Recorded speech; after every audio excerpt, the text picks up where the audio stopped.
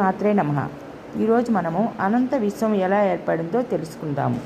సుమారు 1382 సంవత్సరాల క్రితము అంతా శూన్యంగా ఉండేది, ఏమీ ఉండేది కాదు. అప్పుడు ఒక అణువు కన్నా చిన్న పరిమాణంలో ఒక బిందువు ఉద్భవించింది. ఆ బిందువు ఎలా ఉందంటే విపరీతమైన ఎనర్జీ, అంటే కొన్ని ట్రిలియన్స్ ఆఫ్ డిగ్రీస్ టెంపరేచర్తో ఉండేది ఆ ప్రదేశం, ఆ బిందువు. According to big bang theory, ఈ బిందువు బ్రద్దలగటం వల్లనే మండుతున్నటువంటి ఈ గోళం బ్రద్దలవటం వల్లనే, దాంట్లోంచి ఏర్పడిన శకలాల వల్లనే ఈ గ్రహాలు, ఆస్టరాయిడ్స్, ఈ భూమి, మిగతా జీవ జంతుజాలాలన్నీ ఏర్పడ్డాయని చెప్తారు. కొంతమంది సైంటిస్టులు అది బద్దలవకుండా ఎక్స్పాండ్ అవ్వటం వలన, అంటే మనం బెలూన్ ఊదితే ఎలా ఎక్స్పాండ్ అవుతుందో అలా ఎక్స్పాండ్ అవ్వటం వల్లనే ఈ జీవ జంతుజాలాలన్నీ ఏర్పడ్డాయని చెప్తారు. సైంటిస్ట్కి అర్థం కాని విశేషం ఏమిటంటే అనంత శూన్యంలో ఆ బిందువు ఎలా ఏర్పడిందని వారికి అర్థం కాలేదు.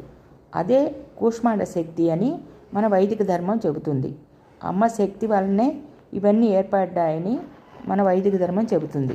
ఇన్ని రకాల నక్షత్రాలు, గెలాక్సీలు, గ్రహాలు, ఇన్ని రకాల జీవాలు ఏర్పడడానికి కావాల్సిన శక్తి అంతా ఆ చిన్న సైజులో ఉన్న బిందువు నుంచే ఏర్పడింది. అదే కూష్మాండ శక్తి.